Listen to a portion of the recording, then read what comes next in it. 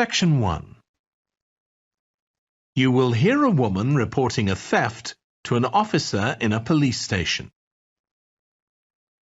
First, you have some time to look at questions 1 to 3.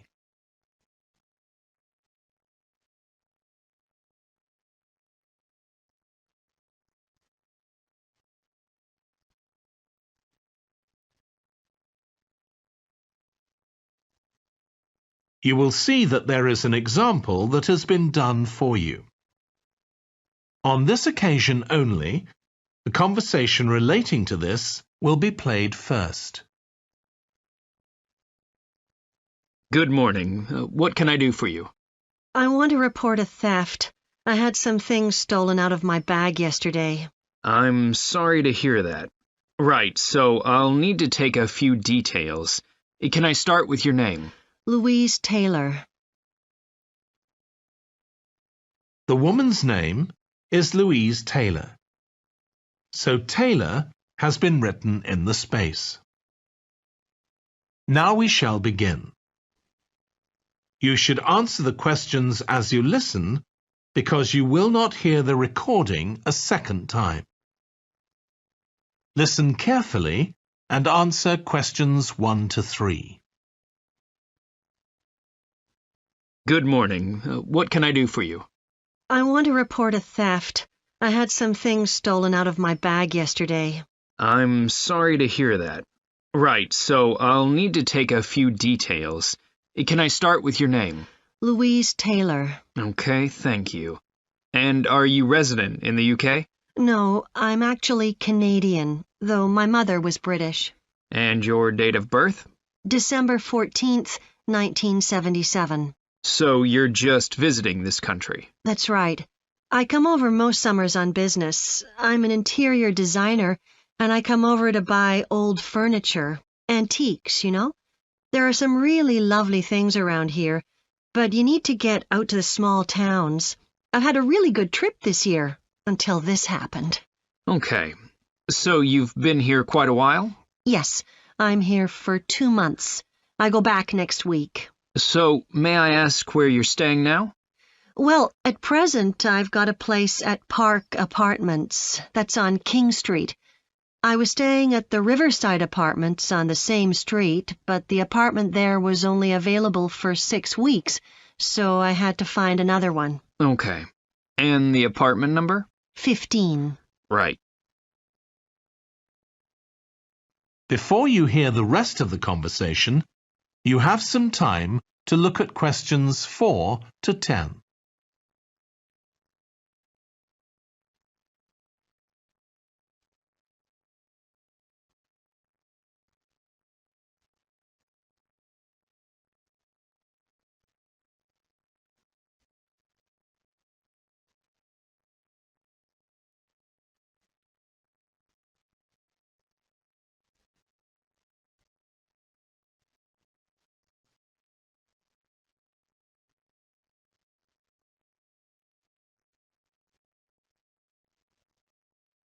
Now listen and answer questions 4 to 10.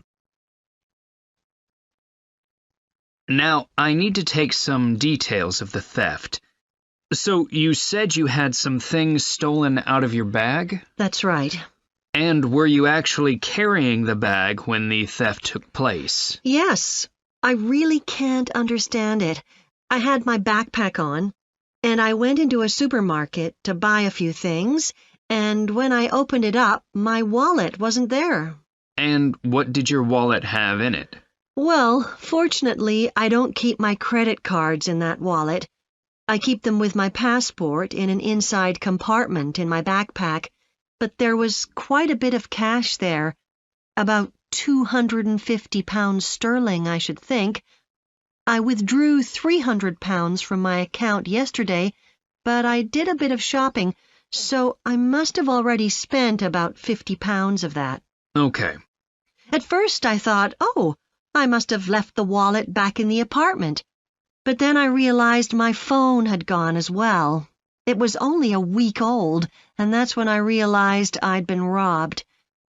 Anyway, at least they didn't take the keys to my rental car. Yes. So you say the theft occurred yesterday. Yes. So that was September the 10th?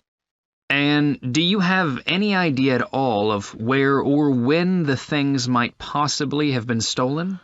Well, at first I couldn't believe it because the bag had been on my back ever since I left the apartment after lunch. It's just a small backpack, but I generally use it when I'm traveling because it seems safer than a handbag. Anyway, I met up with a friend, and we spent a couple of hours in the museum. But I do remember that as we were leaving there, at about 4 o'clock, a group of young boys ran up to us, and they were really crowding round us, and they were asking us what time it was. Then, all of a sudden, they ran off. Can you remember anything about them? The one who did most of the talking was wearing a T-shirt with a picture of something. Let's see.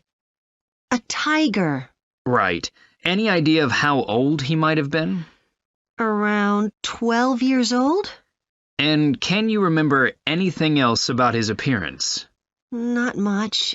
He was quite thin. Color of hair? I do remember that. He was blonde. All the others were dark-haired. And any details of the others? Not really. They came and went so quickly. Right. So what I'm going to do now is give you a crime reference number so you can contact your insurance company. So this is 10 digits. 87954 82361. Thank you. So, should I contact... That is the end of section 1. You now have half a minute to check your answers.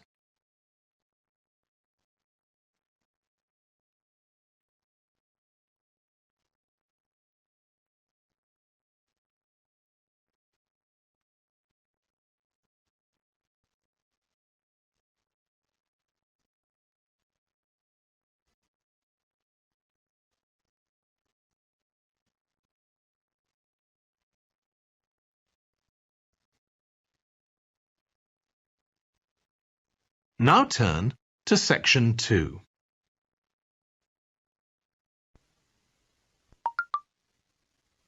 Section 2. You will hear a manager giving a welcome talk to a group of apprentices who are starting their training at the company.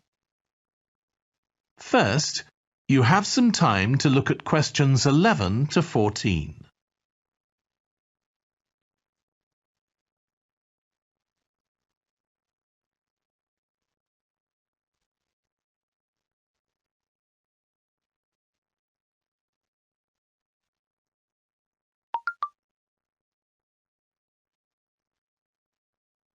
Now listen carefully and answer questions 11 to 14.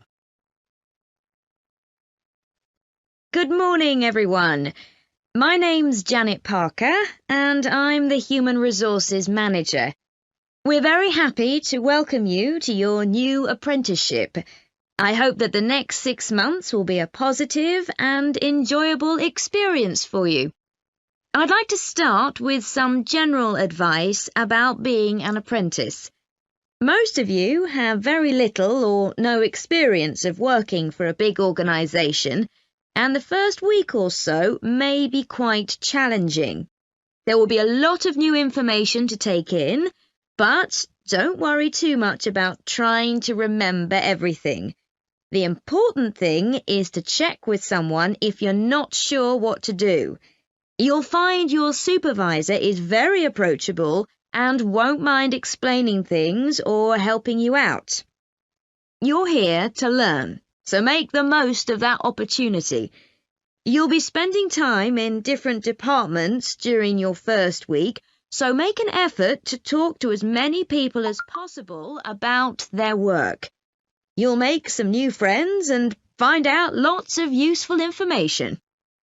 As well as having a supervisor, you'll each be assigned a mentor. This person will be someone who's recently completed an apprenticeship, and you'll meet with them on a weekly basis. Their role is to provide help and support throughout your apprenticeship. Of course, this doesn't mean they'll actually do any of your work for you. Instead, they'll be asking you about what goals you've achieved so far, as well as helping you to identify any areas for improvement. You can also discuss your more long-term ambitions with them as well. Before you hear the rest of the talk, you have some time to look at questions 15 to 20.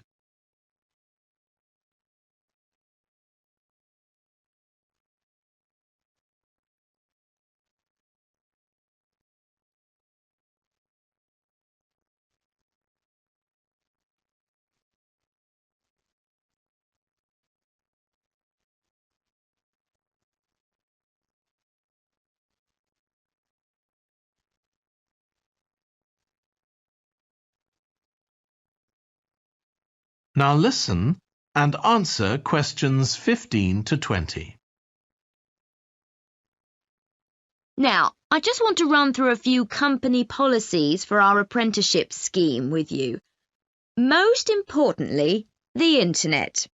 As part of your job, you'll be doing some research online, so obviously you'll have unlimited access for that.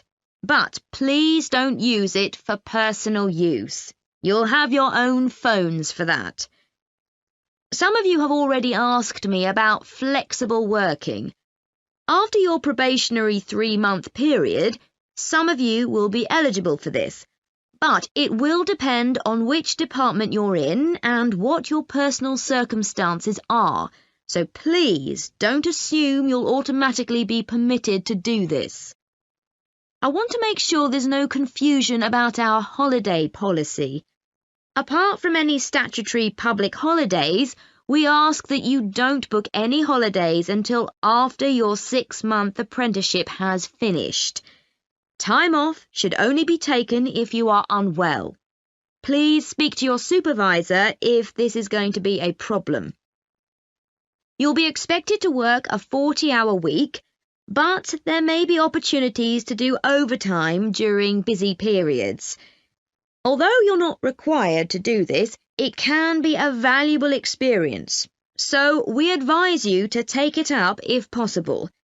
Obviously, we understand that people do have commitments outside work, so don't worry if there are times when you are unavailable.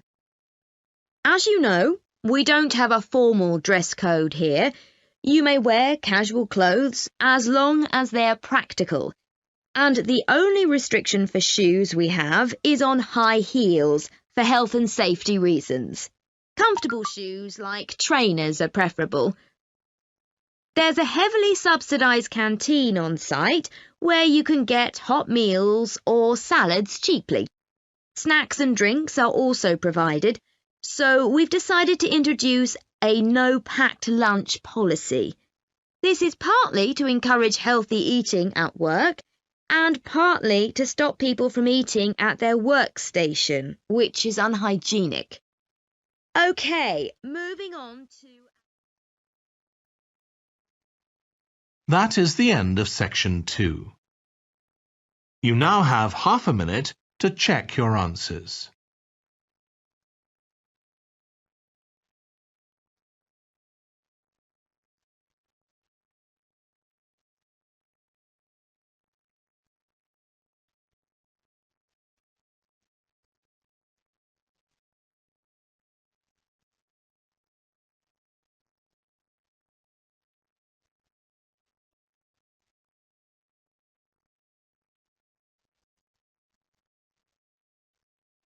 Now turn to section 3.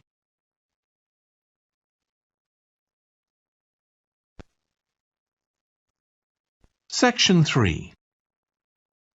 You will hear two urban planning students, called Carla and Rob, discussing their presentation on cities built by the sea, following instructions from their tutor. First, you have some time to look at questions 21 to 25.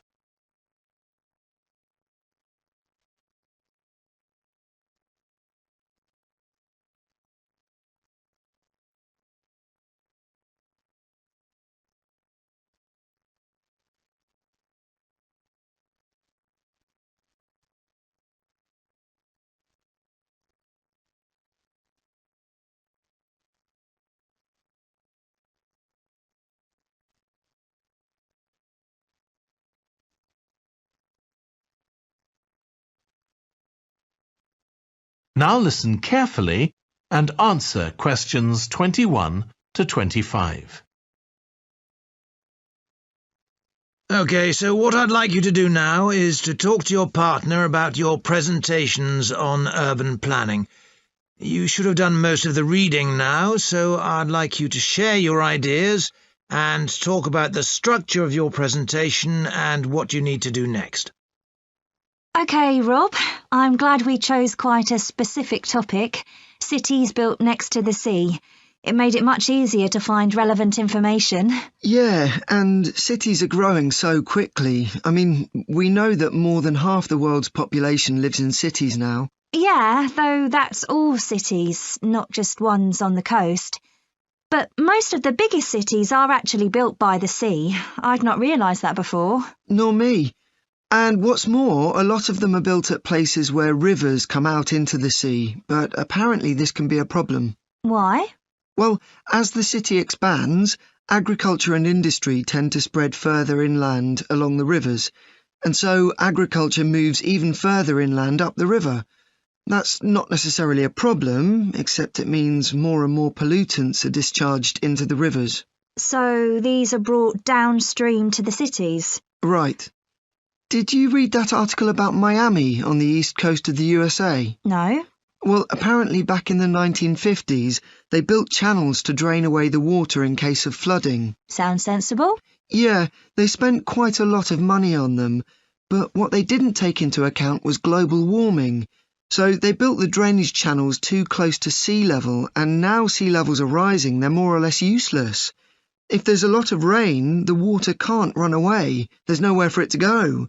The whole design was faulty. So what are the authorities doing about it now? I don't know. I did read that they're aiming to stop disposing of wastewater into the ocean over the next 10 years. But that won't help with flood prevention now, will it? No, really, they just need to find the money for something to replace the drainage channels in order to protect against flooding now. But in the long term, they need to consider the whole ecosystem. Right. Really, though, coastal cities can't deal with their problems on their own, can they? I mean, they've got to start acting together at an international level instead of just doing their own thing. Absolutely. The thing is, everyone knows what the problems are, and environmentalists have a pretty good idea of what we should be doing about them, so they should be able to work together to some extent. But it's going to be a long time before countries come to a decision on what principles they're prepared to abide by. Yeah, if they ever do. Before you hear the rest of the discussion, you have some time to look at questions 26 to 30.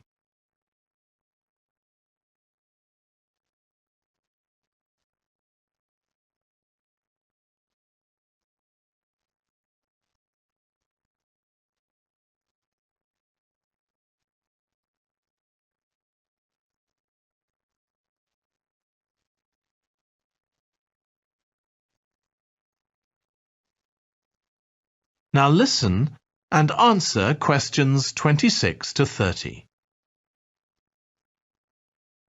So, I think we've probably got enough for our presentation. It's only 15 minutes. OK, so I suppose we'll begin with some general historical background about why coastal cities were established. But we don't want to spend too long on that. The other students will already know a bit about it. It's all to do with communications and so on. Yes.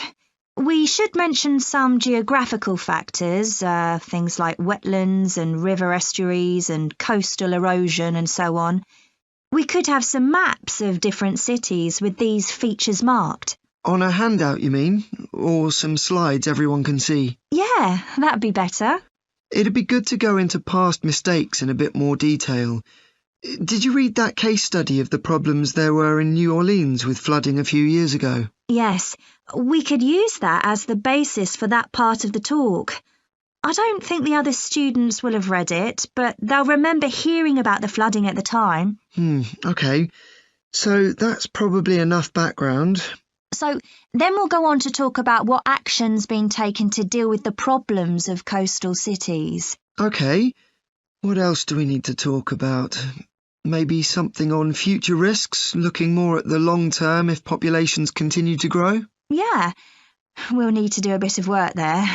I haven't got much information, have you? No, we'll need to look at some websites. Shouldn't take too long.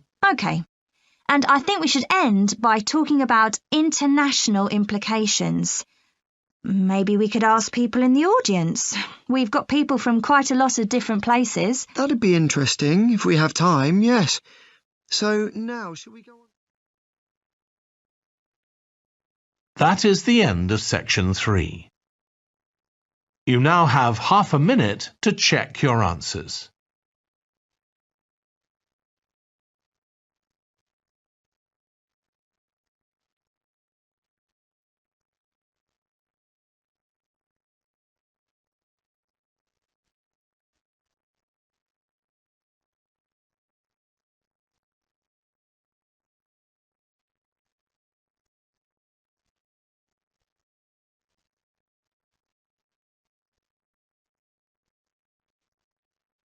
Now turn to section 4.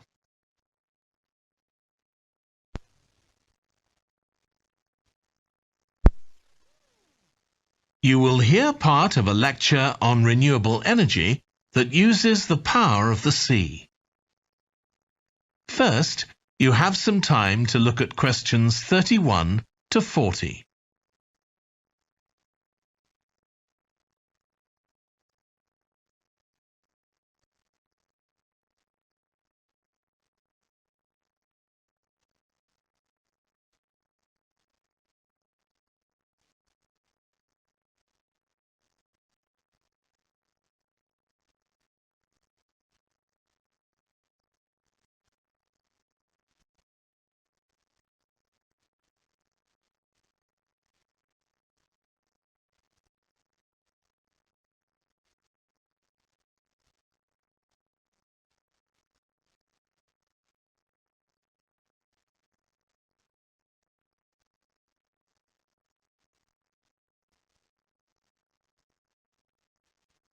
Now listen carefully and answer questions 31 to 40. Producing enough energy to meet our needs has become a serious problem. Demand is rising rapidly because of the world's increasing population and expanding industry. Burning fossil fuels like gas, coal and oil seriously damages the environment, and they'll eventually run out. For a number of years now, scientists have been working out how we can derive energy from renewable sources, such as the sun and wind, without causing pollution. Today, I'll outline marine renewable energy, also called ocean energy, which harnesses the movement of the oceans. Marine renewable energy can be divided into 3 main categories: wave energy, tidal energy, and ocean thermal energy conversion. And I'll say a few words about each one. First, wave energy. Numerous devices have been invented to harvest wave energy, with names such as Wave Dragon, the Penguin, and Mighty Whale. And research is going on to try and come up with a really efficient method. This form of energy has plenty of potential, as the source is constant, and there's no danger of waves coming to a standstill. Electricity can be generated using onshore systems, using a reservoir, or offshore systems. But the problem with ocean waves is that they're erratic, with the wind making them travel in every direction. This adds to the difficulty of creating efficient technology. Ideally, all the waves would travel smoothly and regularly along the same straight line. Another drawback is that sand and other sediment on the ocean floor might be stopped from flowing normally, which can lead to environmental problems.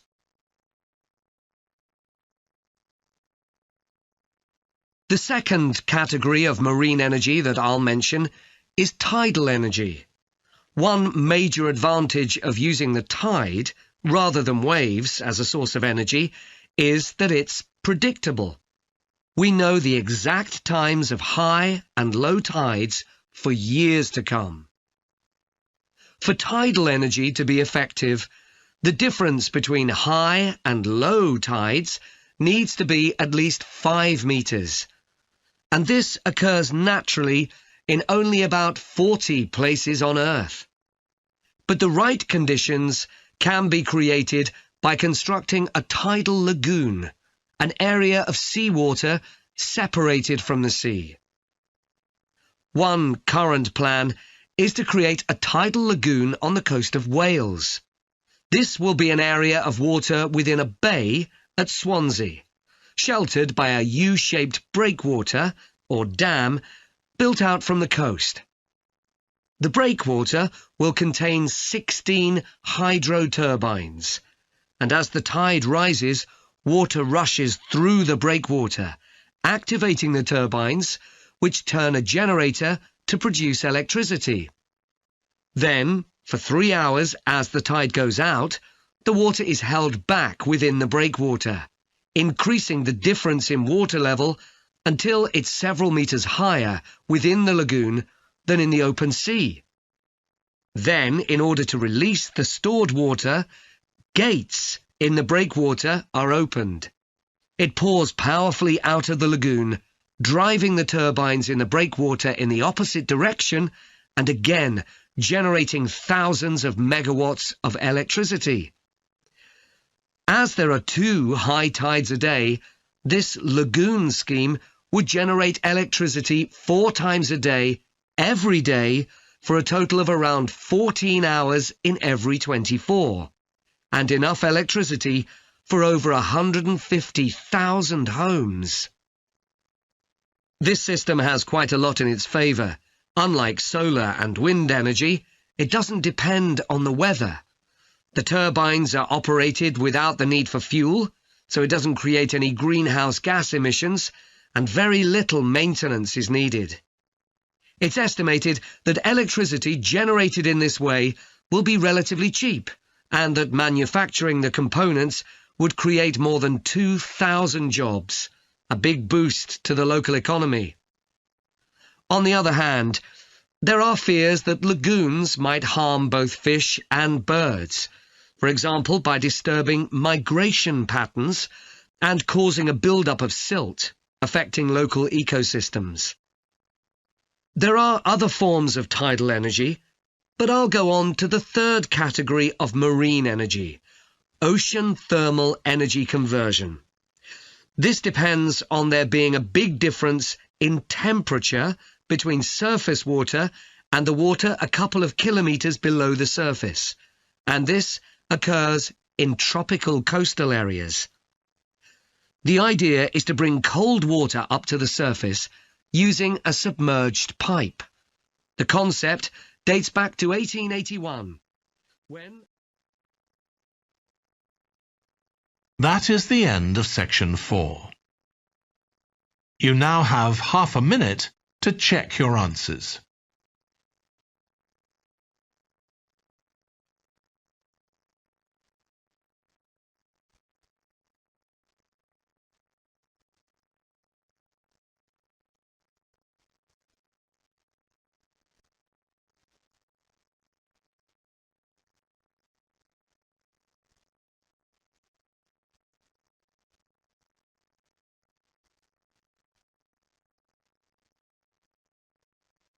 That is the end of the listening test. In the IELTS test, you would now have 10 minutes to transfer your answers to the answer sheet.